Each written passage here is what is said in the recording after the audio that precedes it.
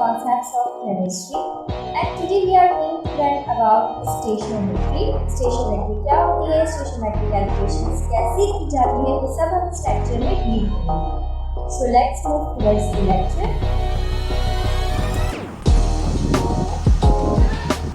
As we talk about chemical reactions, तो बहुत ही simple सी definition है आपके पास. रिएक्टेंट के इनिशियल बॉन्ड्स का टूटना एंड फॉर्म होना न्यू बॉन्ड का कहलाता है आपके पास chemical reaction. For this is the example of formation of water. देख सकते हैं कि जब 2 moles ऑफ H2 रिएक्ट्स करते हैं 1 moles of O2 then gives a product 2 moles of H2O. तो यहाँ पर आप देख रहे हैं कि किसी भी केमिकल रिएक्शन में बैलेंसिंग बहुत ज़्यादा मायने रखती है. और हम बैलेंसिंग क्यों करते हैं किसी भी chemical equation? Because they satisfy law of conservation of mass. Law of conservation of mass क्या बताता है? It tells us about the mass can neither be created NOR be destroyed during a chemical reaction and equal number of atoms of reactant gives equal number of atoms of product. तो आपके पास किसी भी chemical reaction में जो balancing की जाती है वो इस लॉ को सेटिस्फाई करने के लिए की जाती है. और ये बहुत ही इम्पॉर्टेंट पार्ट है अगर हम बात करें स्टोइचोमेट्रिक कैलकुलेशन के हवाले से. तो आपके पास जो भी केमिकल रिएक्शन होगा आपने देखना है कि वो बैलेंस्ड है या नहीं है. और इस तरह आप देख सकते हैं कि जब आप बैलेंस कर लेते हैं किसी भी केमिकल इक्वेशन को तो आपके पास एक मोल रेशो सेट हो जाता है. ठीक है, जैसे यहाँ पर आपके पास एक रेसिपी बन गई 2:1. 2:1 का रेशो लगाएंगे बिटवीन द रिएक्टेंट्स तो आपके पास 2 मोल ऑफ प्रोडक्ट फॉर्म होगी. सही. और ये जो हमारे पास रेशो है moles of reactant to the ratio of moles of product are the part of quantitative analysis. ठीक है. और ये जो रिलेशनशिप हमारे पास डेवलप होता है यही कहलाता है आपके पास केमिस्ट्री में स्टोइचोमेट्री. तो अब चलते हैं स्टोइचोमेट्रिक कैलकुलेशन करते वक्त कुछ हमें अजम्पशंस देखनी होती हैं. वो अजम्पशंस क्या है आपके पास? जिस रिएक्शन में भी अप्लाई किया जाए वो रिएक्शन जो है शुड बी रिवर्सिबल. इरिवर्सिबल होना चाहिए. रिएक्टेंट प्रोडक्ट फॉर्म कर रहा हो बट प्रोडक्ट डिकम्पोज होकर रिएक्टेंट में कन्वर्ट ना हो रही हो. सेकेंड जो है there is no side reaction क्योंकि side reaction which leads to the formation of byproduct और इससे आपकी एक्चुअल जो प्रोडक्ट होती है उसकी यील्ड कम हो जाती है. तो इस बात का भी ख्याल रखना होता है. तीसरा reaction is complete and balanced. इस पर हम पहले ही बात कर चुके हैं कि law of conservation of mass को सेटिस्फाई करना चाहिए. अब चलते हैं स्टोइचोमेट्रिक रिलेशनशिप्स की तरफ जिन्हें हमने डील करना है. सबसे फर्स्ट रिलेशनशिप आपके पास आता है mass mass relationship, mass volume relationship and volume volume relationship. अब ये जो मास मास रिलेशनशिप है इट मीन्स नोन से अननोन की तरफ जाना. अब वो नोन आपके पास रिएक्टेंट भी हो सकता है, वो नोन आपके पास प्रोडक्ट भी हो सकता है. अब अगर नोन रिएक्टेंट है तो प्रोडक्ट अननोन, अगर प्रोडक्ट अननोन है तो रिएक्टेंट नोन. और रिएक्टेंट दो हैं तो एक नोन तो दूसरा अननोन. यही फिनोमेना आपके पास मास वॉल्यूम में भी अप्लाई हो सकता है. यही फिनोमेना आपके पास वॉल्यूम वॉल्यूम में भी अप्लाई होता है.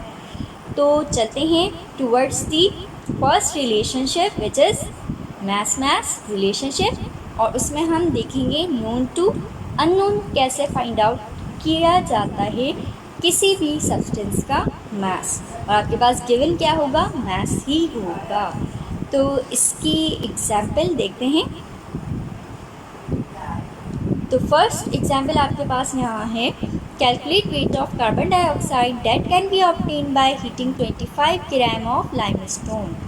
तो लाइमस्टोन जिसे कैल्शियम कार्बोनेट और फॉर्मूला CaCO3 होता है. अब उसे जब हम हीट कर रहे हैं तो वो डिकम्पोज होता है. डिकम्पोज होकर आपको पता होना चाहिए कि बनाता है calcium oxide and carbon dioxide. पहले आपने सबसे पहले इक्वेशन लिखनी है. सही. अच्छा, एग्ज़ाम पॉइंट ऑफ व्यू से इक्वेशन मोस्टली लिखी भी आती है लेकिन ये बहुत कॉमन डिकम्पोजिशन रिएक्शंस होते हैं या कंबस्शन रिएक्शंस होते हैं तो कभी नहीं भी देते, ऐसा भी हो जाता है. तो अब हम जब बैलेंस केमिकल इक्वेशन लिख लेते हैं तो सेकंड आपने बैलेंसिंग चेक करनी है कि ये इक्वेशन बैलेंस है या नहीं है. Number of atoms of reactant देखिए और उसे कंपेयर करें number of atoms of product से. इक्वल आते हैं तो आपकी इक्वेशन बैलेंस्ड है. उसके बाद सेकंड आपने जो पार्ट जो है लिखना है वो है मोल. सही. इस बैलेंस केमिकल इक्वेशन पर मोल सेट हुए में रिएक्टेंट के प्रोडक्ट के, तो 1 mole and carbon dioxide is also 1 मोल। अब इस 1 मोल पर कितने ग्राम्स कैल्शियम कार्बोनेट मौजूद है, तो अगर हम देखें तो इस मोल पर 100 ग्राम ऑफ कैल्शियम कार्बोनेट मौजूद है, 1 मोल पर कैल्शियम ऑक्साइड 56 और यहाँ 44 ग्राम मौजूद है। अब ये कैसे आए ग्राम्स, तो इसका भी तरीका है, वो भी देख लीजिए।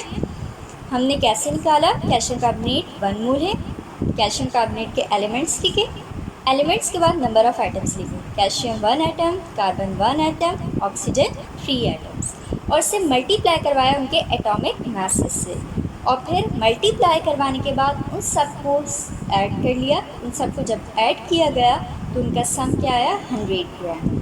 इसी तरह कैल्शियम ऑक्साइड के निकाले जा सकते हैं, इसी तरह कार्बन डाइऑक्साइड के निकाले जाते हैं। अच्छा, यहाँ पर एक और बात, कैल्शियम ऑक्साइड का मेरे पास कुछ काम नहीं है, क्योंकि मेरे पास जो नोन है वो कैल्शियम कार्बोनेट है और अननोन मुझे कार्बन डाइऑक्साइड फाइंड करना है। तो कैल्शियम ऑक्साइड के अगर आप मोल और मास ना लिखें तो कोई फ़र्क नहीं पड़ता। तो अब आते हैं थर्ड स्टेप पर। थर्ड स्टेप में आपने मोल रेशो लिखना है between the known and unknown. तो mole ratio between known and unknown क्या है, 1:1, क्योंकि नोन कैल्शियम कार्बोनेट और अननोन कार्बन डाइऑक्साइड। तो अब हम यहाँ पर लिखेंगे सबसे पहले finding mass of carbon dioxide, और through the balanced chemical equation it is clear that 100 gram calcium carbonate produces 44 gram carbon dioxide। सही है, थ्रू बैलेंस केमिकल इक्वेशन आपको साफ नज़र आ रहा है कि 100 ग्राम डिकम्पोज होकर कितना कार्बन डाइऑक्साइड प्रोड्यूस कर रहा है, 44 ग्राम। अगर 100 ग्राम 44 ग्राम कार्बन डाइऑक्साइड प्रोड्यूस कर रहा है तो 1 ग्राम कितना करेगा, तो ये जो 100 है ये 44 से क्या हो जाएगा, डिवाइड हो जाएगा, डिवाइडेंड बन जाएगा। अब हम थर्ड स्टेप में मल्टीप्लाई करवाएंगे उन ग्राम से जो हमें रिक्वायर्ड है। तो आपके पास रिक्वायर्ड क्या है, 25 ग्राम। तो अब यहाँ पर अगर मैं 1 को 25 से मल्टीप्लाई करूँ तो आंसर क्या आएगा, 1 ही आएगा। तो मैं डायरेक्टली भी लिख सकती हूँ कि 25 ग्राम कैल्शियम कार्बोनेट प्रोड्यूसेस, दोनों तरफ मल्टीप्लाई करवाना है, लेफ़्ट साइड भी और राइट साइड भी। तो हमने क्या किया, मल्टीप्लाई करवाया। जब मल्टीप्लाई करवाया तो आंसर आपके पास आता है through the calculation 11 gram carbon dioxide will be produced. ठीक है, अगर 25 ग्राम कैल्शियम कार्बोनेट लेंगे तो कितने ग्राम्स आपको कार्बन डाइऑक्साइड मिलेगी, 11 ग्राम। तो इस तरह आपने देखा किस तरह हमने नोन मास से अननोन प्रोडक्ट का मास फाइंड आउट किया। That's why this relationship is called mass-mass relationship. Inshallah, in the next video हम mass volume and volume पर बात करेंगे। तो जब तक मुझे दीजिए इजाज़त, अल्लाह हाफ़िज़। Thank you so much for watching this video.